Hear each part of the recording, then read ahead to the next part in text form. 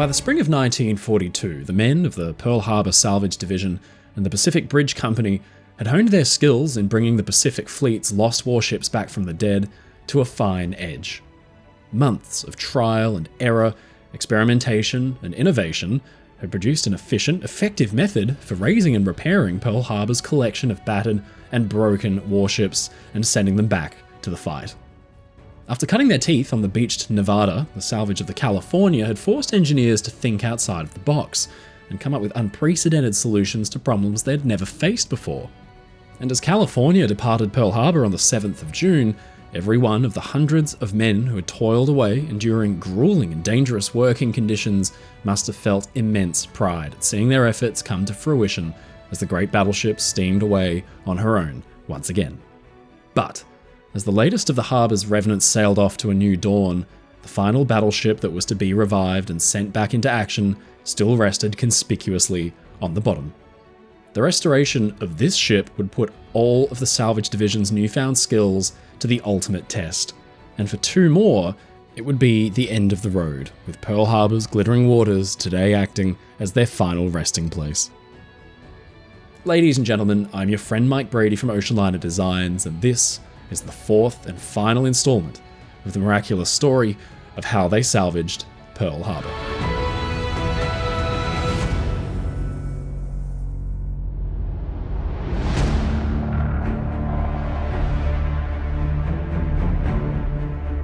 Through late 1941 and into 1942, the ships had been slowly righted, pumped, repaired, and sailed off one by one. Each had suffered in the attack, but not equally, and the damage varied from ship to ship, much of it deadly. Each salvage played a crucial role in educating the division for their next job, and the charred hulk of the USS West Virginia would again present a unique challenge. She was the most severely damaged battleship to be saved. Moored outboard of the Tennessee in berth F6, the USS West Virginia found herself in a deadly predicament similar to her fellow battleship, Oklahoma, because she was moored directly in the firing line of the horde of Japanese Kate torpedo bombers that swooped in low to attack. During the rapid onslaught, West Virginia acted as a shield for the battleship Tennessee. She shuddered and shook from the near-simultaneous impact of no fewer than 7 Japanese torpedoes. The warheads ripped the mighty warship's side open as if it was made out of aluminum foil. A further hit would open up her bow section to the sea, while yet another one further aft would blow the massive dreadnought's rudder clean off and hurl it off the now sinking ship. But, despite the horrific damage at the outset of the battle, the crew of the West Virginia still fought valiantly. Even as fires spread rapidly both aboard the ship and along the surface of the water around her, the ship itself began to list to a terrifying angle. Her guns continued to hurl ordnance up at the enemy planes still circling above. To get a sense of just how sudden and rapid the attack came to West Virginia, we turn to the testimony of Commander R.H. Hillcotter, West Virginia's executive officer and her most senior officer to survive the attack, who wrote in his report after the battle, "I was in my cabin, just commencing to dress, when at 07:55 the word was passed, away fire and rescue party. This was followed about 30 seconds later by general quarters. At the same time, 07:55, the Marine orderly rushed into the cabin and announced, 'The Japanese are attacking us.' Also, just at this time, 2 heavy shocks on the hull of West Virginia were felt. It seemed as if these shocks were somewhere forward on the port side. By this time, I'd reached the quarterdeck, and the ship was beginning to list rapidly to port. I proceeded along the starboard side until just forward of number 3 turret, when there was a third heavy shock felt to port. The planes on top of turret 3 caught on fire, and there were flames all around the turret top. The quarterdeck sentry informed me that the captain had already gone to the bridge, so I remained aft to assist the extinguishing of the fire around turret 3 and on the quarterdeck. There was another heavy explosion at this time that threw me flat to the deck. During all this time, the ship was continuing to list to port, and at the time of this latest shock, I should estimate that the list was about 20 or 25 degrees. I called to the sound power telephone watch to tell Central to counter flood, but do not know whether or not this word got through. Luckily though, Hillcotter's words had gotten through to someone. Lieutenant Commander John S. Harper heard the orders and rushed to carry them out. His actions in starting the counter-flooding undoubtedly saved the ship from capsizing in the same way Oklahoma had, which had too suffered a devastating barrage of torpedoes and went over like a dog might roll in his sleep. It was only the rising water in his compartment that forced the brave officer to finally abandon his post. In the melee, several bomb hits were also scored on West Virginia, which only added to the chaos breaking out all over the embattled vessel. One struck the foretop, all the way at the top of the mainmast, piercing through the thin, unarmoured section with ease before smashing down potentially as far as the second deck, where it exploded and ripped apart sections of the ship's superstructure. Another bomb struck West Virginia right on the top of her number 3 turret. The armor-piercing projectile sliced through the armoured roof of the turret, but by some miracle, it failed to detonate. Instead, the bomb broke up inside the turret and potentially saved the ship from a shattering magazine detonation. However, bomb and torpedo strikes were only the first of West Virginia's problems. The massive oil fire, fed by the ruptured fuel tanks of her fleet mates that surrounded her, soon engulfed the ravaged battleship, and while Nevada and California had been lucky enough to avoid the worst of those devastating fires, West Virginia found herself in the heart of the blaze. For 30 hours, the once mighty dreadnought burned, the heat from the fire reaching temperatures high enough to warp and buckle solid steel deck plating along an astonishing 3/4 of her entire length. Even some of her internal bulkheads deep within the hull were damaged from the incredible heat. The fires were made worse by the fact that West Virginia was almost fully fueled, her cavernous tank sitting at about 70% capacity on the morning of the attack. It was rapidly becoming clear that the damage control crews, despite their heroic efforts in saving the ship so far, just couldn't suppress an inferno of that scale. And so the order was given reluctantly to abandon ship. Surviving crew and officers leapt into the oil-coated water, some making their way to the neighbouring Tennessee to aid their embattled comrades, while others swam for Ford Island to join other survivors there in helping the wounded and those fighting the fires from land in any way they could.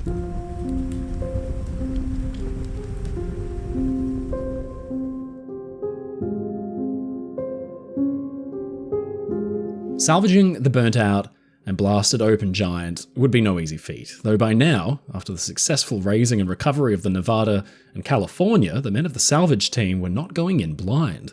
Initial dives on the hull revealed the extent of the underwater damage, and it became very quickly clear that a far greater patch than those used on the California would be needed in order to refloat West Virginia. And there would certainly be no getting lucky like they had done with Nevada, which had been refloated without its so-called big patch. Most of the battleship's port side was blasted open, so it was decided that one massive, nearly 150-foot-long patch would be constructed in sections and installed along the battleship's midsection where the damage was the most severe, while a second, smaller patch would be used to cover the damage from the forward torpedo strike. But for the hit towards her rudder at the stern, it was determined that this kind of damage could actually go unsealed, and that simply closing the watertight doors and the bulkheads and isolating the damage would be sufficient to get her off the bottom. Using their experience, gained from months of grueling work on the California, it was decided to again employ the highly successful cofferdam style of patch now on West Virginia. With a plan in place, the experienced work crews set about in earnest. Patches were constructed in smaller 13.5-foot sections, which could then be lowered into the water with the assistance of heavy lead weights and placed next to those that had gone before. Though quickly, divers ran into a problem. Since the damage to West Virginia's hull above her armoured belt was so devastating, there just wasn't enough material left on which to bolt the massive cofferdam structures to begin with, and what was left could hardly be considered battleship hull anymore at all, thanks to the twisting and the mangling from all those violent explosions. To remedy this, and give something to secure the patch sections too, the team employed a very simple but brilliant solution. Heavy-duty 10-inch wide H-beams were bolted vertically to the warped, but intact, armoured belt. Spaced every 8 feet, the beams could then be braced horizontally to provide a sufficiently strong frame to which the patches could then actually be mounted. But this wasn't the only challenge faced by West Virginia's salvage team. The size of the giant main patch meant that the same techniques used on the California to seal the gaps between the cofferdam and the hull just wouldn't work. On that ship, smaller cofferdams had been employed to seal off individual torpedo hits, which had been sealed with long canvas sacks filled with pitch-soaked jute fibre called puddings. Once waterlogged and stuffed in between the hull and the patch, the simple devices acted like a kind of gasket that prevented water from flooding back into the vessel when she was pumped out dry.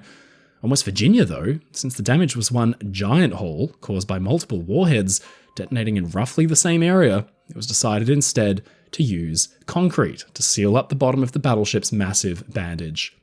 Using the Tremie method, a technique in which concrete can be poured underwater using vertical pipes, over 650 tons of a special underwater concrete mix was poured in.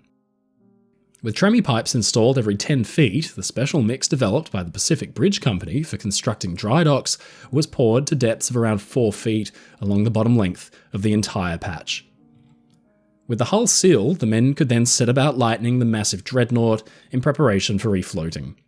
800,000 gallons, or over 3 million litres of heavy fuel oil was pumped out of West Virginia's tanks, while over 40,000 gallons, or 150,000 litres of loose oil, was skimmed out from her interior and off of her decks.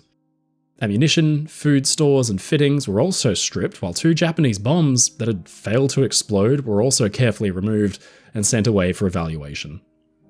The ship's food stores included thousands of pounds of beef and dairy products, the removal of which was a particularly horrendous task considering the battleship had been submerged in oily salt water and left to bake in the beating Hawaiian sun for months. But the men were at least somewhat aided by the fact that before work had even begun, divers had descended into the horrid filth to open all of West Virginia's remaining intact internal doors so that clean seawater could be circulated through the hull to remove some of the mess and clear out pockets of stagnant water and toxic gases. During the salvage efforts, 66 bodies belonging to West Virginia's fallen crew were discovered and removed for burial. Most of them were in a state of advanced decomposition, their remains left unrecognizable to their comrades after months of entombment within the ship. Hauntingly, there was considerable evidence that at least some of the men had survived for weeks, trapped inside the dark rooms of the sunken dreadnought, barely surviving within tiny air pockets. Deep within the pitch-black flooded compartments, the men would have used whatever they could to pound desperate messages, begging for rescue. But tragically, none came. There was simply no way for anyone outside the stricken behemoth to hear them, and even if they had, rescue for those poor souls would likely have been impossible. Many were found clinging to the tops of steam pipes near the top of the engine room where the air pocket had once been. In total, 106 of West Virginia's men tragically met their end during the attack.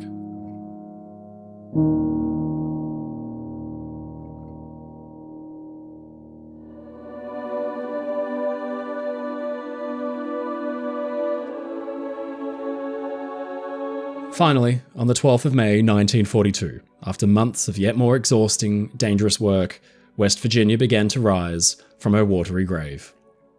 Though almost immediately it was found that the water being pumped out of West Virginia was nearly equal to the amount flooding back in. Even though the massive cofferdams were working as intended, the dreadnought's hull was in such a sorry state after that immense beating it had taken that a combination of loose rivets, small shrapnel holes, burst seams, and other random damage had turned West Virginia's hull into something more resembling Swiss cheese than a proud warship.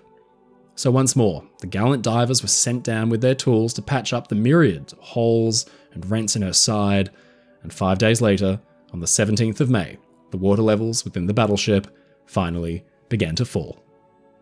But, as the water was pumped out, a serious concern began to arise that once the battleship was fully refloated, there was a risk that she might suddenly capsize and be lost once more to the harbour bottom, but this time for good. With so much of her hull blasted apart, the ship's weight was terribly skewed to one side. As the water was pumped out of the massive void where her hull used to be, the growing air pocket meant that the battleship was far more buoyant on one side than the other. There was also the fear that with all of the water removed, the immense weight of the sea would cave in the massive cofferdam and everything would be lost. One patch had been blown out on California when a mix of fuel vapor and toxic gas had built up and ignited, but luckily on that ship, crews were able to seal off the damaged section and keep the battle wagon afloat. If a similar incident happened to West Virginia, and her giant patch suddenly failed, no amount of heroic effort would save her from crashing right back down to the bottom.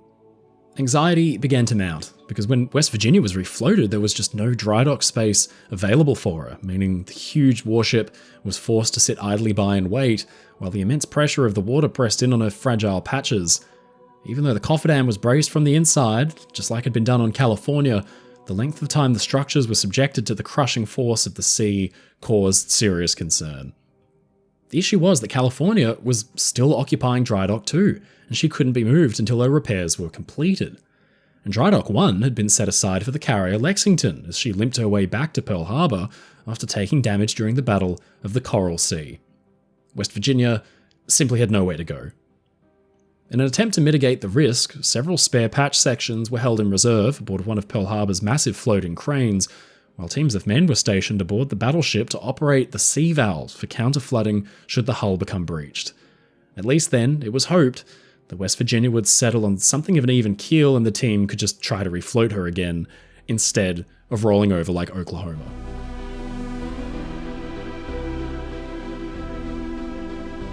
It wouldn't be until June 1942, nearly a month after the pumps were switched on, that West Virginia could finally be towed into the safety of the dry dock.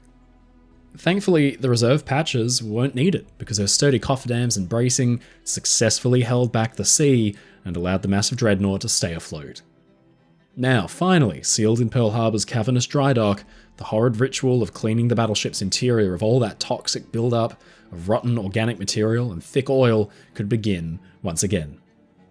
Even with the great volume of the sludge already removed, huge amounts still clung to every surface and it all needed to be cleared away.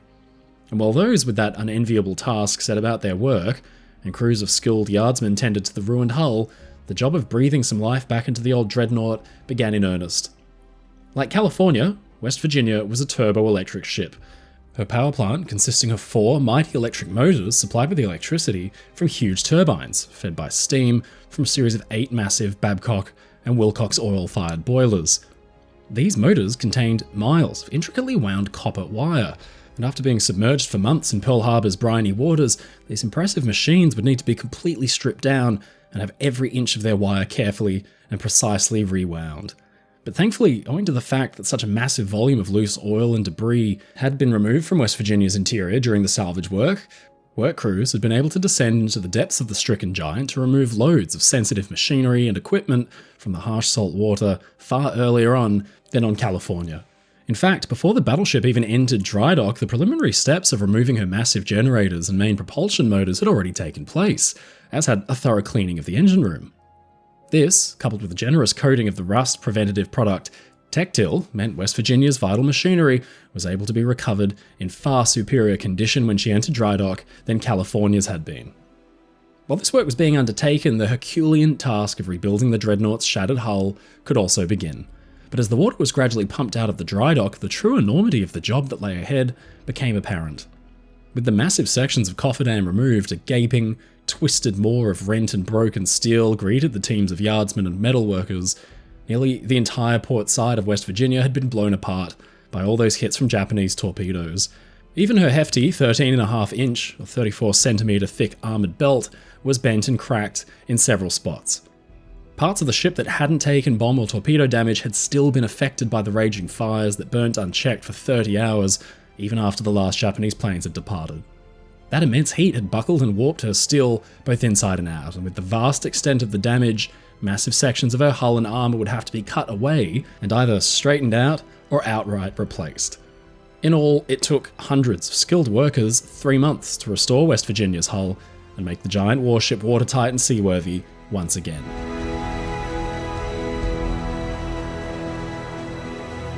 With dry dock work completed, West Virginia was removed and left pierside, while further work to the battleship's interior spaces was carried out. Wiring was stripped and renewed, walls and ceilings repainted, and furniture and fittings were all replaced. It wouldn't be until May 1943 that this work was finished, and finally the mighty battleship could set out for Pearl under her own power once again and make for the Puget Sound Navy Yard in Bremerton, Washington. Here, like Nevada and California, West Virginia would undergo final repairs and receive an extensive overhaul and modernization. She would emerge from the yard in July 1944, a completely new ship, far deadlier and even more effective than before. From there, West Virginia rejoined her comrades in the Pacific Theater, exacting revenge at Mindoro, Lingayen, Iwo Jima, and Okinawa, and also taking part in the Battle of Suragawa Strait. And after Japan's surrender, she was called upon to help to support the massive occupation efforts. But during her combat career in the Pacific, the Japanese would have one last crack at the old girl when a kamikaze struck her during operations off Okinawa. Fortunately, the damage was relatively minor, and she was able to remain on station and continue her duties. West Virginia would finish the war participating in Operation Magic Carpet, the mighty dreadnought now acting as a ferry for thousands of American veterans returning home to their families and loved ones after a bitter, long, and hard-fought war. By 1947, the aging warship was finally brought out of active duty and decommissioned after 24 years of exemplary service. And in 1959, the mighty West Virginia would finally meet her fate in the scrapyard, the oxy torches of the yard workers completing that final destruction the Japanese armed forces had never achieved. But back at Pearl Harbor in 1943, for the salvage division, West Virginia marked a bittersweet milestone. All the big battleships that could be saved had been saved. Now, all that remained was a graveyard, and 2 ships so badly destroyed they could never hope to serve again. USS Arizona was moored directly behind USS Tennessee on December 7th, 1941. Like her fleet mates, Arizona had immediately opened up with her batteries of anti-aircraft weapons against the incoming Japanese planes, with orders coming down to secure the battleship's internal watertight bulkheads and compartments in preparation for the attack. As crewmen and officers rushed to their stations, amidst the unfolding chaos, bombs began to strike the aging warship. As many as 8 would hit the Arizona, but one hit in particular would carve the ship's name into the pages of history. At 8:10 a.m., a massive 1,760-pound armor-piercing bomb sliced through Arizona's deck right next to her No. 2 turret. The bomb penetrated down through her decks before detonating deep within the battleship's interior. The enormous blast ignited her black powder magazine. The resulting explosion in turn set off the much larger smokeless powder magazine, and the devastating explosion that followed ruptured and blew out the dreadnought's hull and blasted her forward sections to pieces. Incredibly, it was captured on film camera.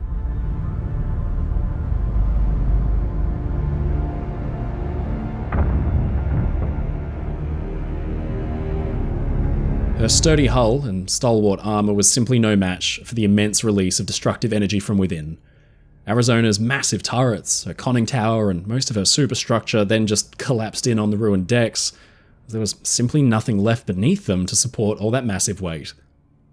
With her imposing mainmast slumped forward, Arizona, by now a pitiful and shattered sight, sank further and further into the now oil-laden waters of Pearl Harbor, her once mighty and imposing figure reduced to a broken wreck. 1,177 of Arizona's crew were killed in that enormous blast, almost half of the total numbers of fatalities suffered that morning. Among the dead were Rear Admiral Isaac Kidd and Arizona's commanding officer Captain Franklin Van Valkenburg.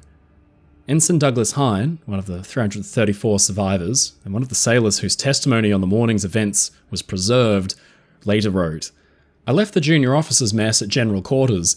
As I went to the boat deck, I noticed that some of the starboard anti-aircraft guns were firing. Then I went up to the signal bridge. I looked around and saw that there was nothing I could do. The only people up there were the captain, the quartermaster, and myself. Suddenly, the whole bridge shook like it was in an earthquake. Flames came through the bridge windows, which had been broken by gunfire.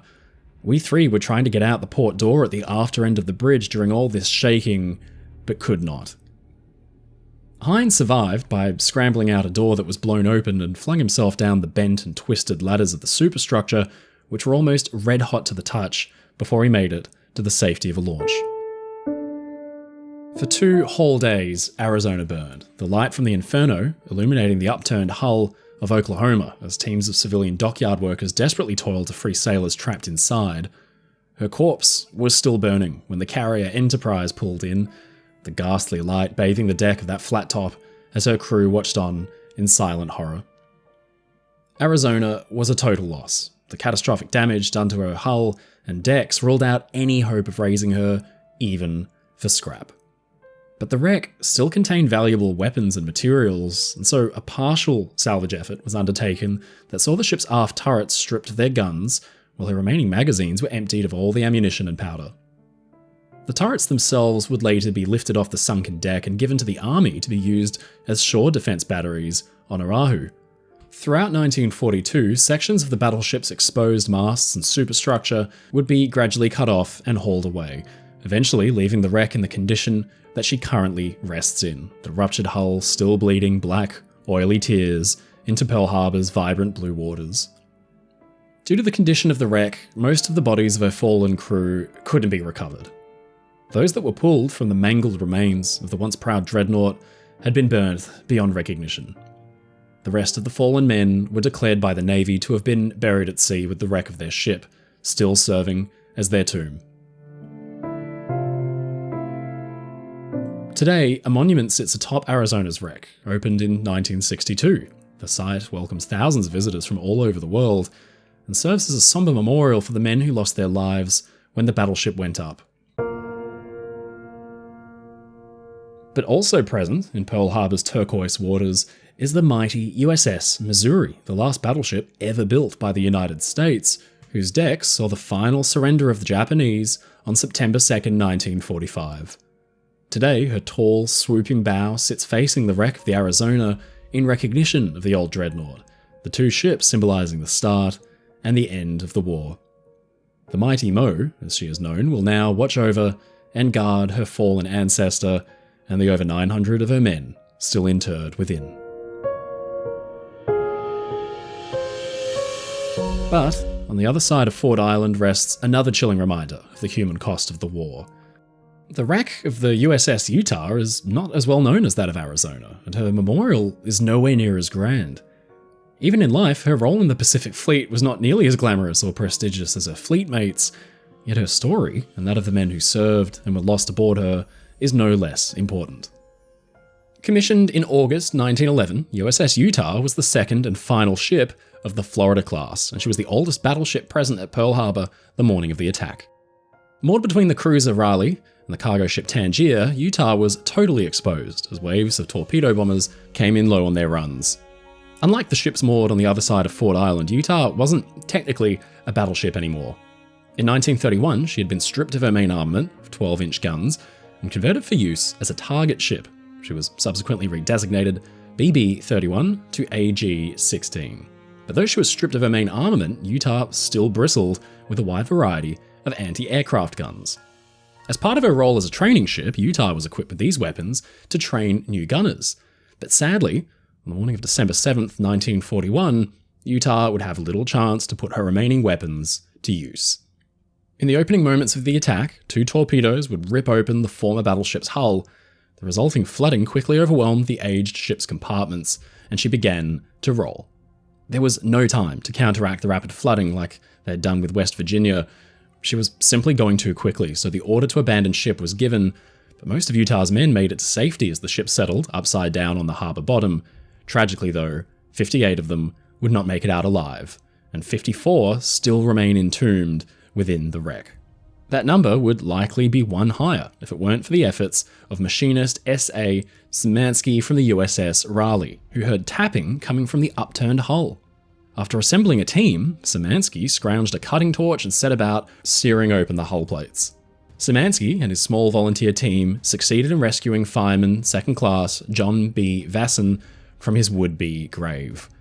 It wouldn't be until 1942, though, that preliminary dives would be conducted to assess the state of Utah's wreck. It was found that the ship was stuck firmly in a muddy patch of sea floor and was in a stable enough condition to begin efforts to retrieve all those valuable items from within the upturned hull. With torches in hand, holes were cut into the exposed sections of Utah's hull and divers set about removing thousands of rounds of valuable anti-aircraft ammunition. It was slow going because the men traversed the upturned ship through all those claustrophobic corridors and twisted metal. Even in compartments that had been pumped out, danger still lurked around every corner because buildups of lethal hydrogen sulfide gas threatened to kill any man not wearing a respirator. By February, thanks to the increasing danger of venturing deeper and deeper into the wreck, efforts to retrieve anything of value from Utah were stopped. Utah, once a proud battleship that had taken part in the American occupation of Veracruz and ferried President-elect Herbert Hoover around South America, was left to rust in Pearl Harbor's salty water for a full year before efforts to even salvage the old dreadnought were picked up. It was hoped that after the successful righting of the Oklahoma, the operation on Utah would be a far simpler affair. The salvage division already had the hardware left over from the job, along with the valuable experience gained from hoisting that ship back onto an even keel. And so the work began of attaching those huge righting frames that had once hauled Oklahoma up from the bottom to the hull of Utah, while once again Ford Island itself would see an impressive array of winches and powerful electric motors set up to pull another giant battleship out of the mud. It took 13 months to get everything set up and ready for the big pull, but unfortunately, it would all be for naught. See, Utah was wedged so deeply into the sticky, gluey mud of the harbour bottom that the more the winches strained and pulled on the towering frames, the deeper and deeper she sank. It was like a truck that was bogged. No amount of force that the salvage team could muster would be enough to pull this stricken giant out. So, on March 15th, 1944, all efforts to salvage Utah were finally halted for good. It was those final dives onto her hull to make sure she wouldn't roll anymore that would mark the end of the long, arduous salvage operation at Pearl Harbor after that infamous day that had taken place 2 years prior. All in all, over 5,000 dives were performed during the Pearl Harbor Salvage Division's efforts, with more than 20,000 hours spent underwater in some of the most dangerous conditions imaginable. Many times, these gallant men worked in total darkness, feeling their way around underwater in the suffocating murk, going off nothing more than their memory of the ship's blueprints or whatever hints could be passed down through a makeshift telephone cable into their helmets. All the while, they struggled with heavy, cumbersome suits and airlines that threatened to be sliced by all those countless sharp edges of the vessel's shredded interiors. Untold thousands of hours had been spent by yet more men topside, encumbered by respirators and gas masks as they braved the poisonous fumes and unspeakable conditions inside the battered giants. Often, they found themselves up to their waists in the rotten, oily sludge coating every surface inside the stricken ships as they recovered the remains of their fallen comrades and restored wrecks bound for the scrap heap back to fighting condition. The Pearl Harbor attack sank 5 battleships, including Utah, and seriously damaged 4 more. Cruisers, destroyers, all other kinds of ships. It equaled a toll that saw hundreds of thousands of tons of steel sunk to the bottom of the harbour. And yet, thanks to the incredible efforts of this brave salvage work team, all but 2 ships were brought back up, and nearly all were back in service before the end of the war.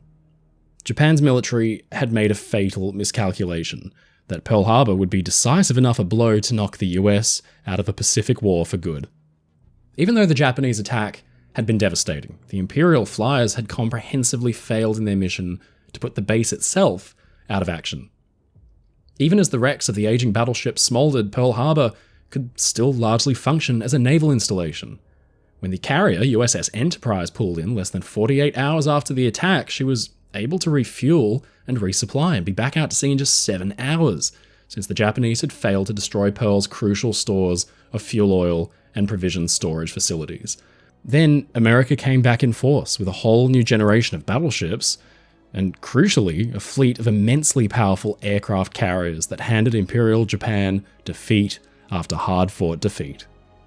The architect of the Pearl Harbor attack had been Isoroku Yamamoto. In real life, he probably never actually said or wrote that famous quote attributed to him, something to the effect of, "I fear we've awakened a sleeping giant." That came from the 1970 movie Tora Tora Tora. In truth, though, he was depressed by the attack. That it had happened without a formal declaration of war was regrettable in the extreme. Maybe he saw the writing on the wall. Either way, he was forced, over the coming years, to watch his own fleets turn to scrap metal themselves, and a generation of bright young Japanese men consigned to the depths. In the end, he was hunted down and killed by American fighter planes while touring his forces in the South Pacific.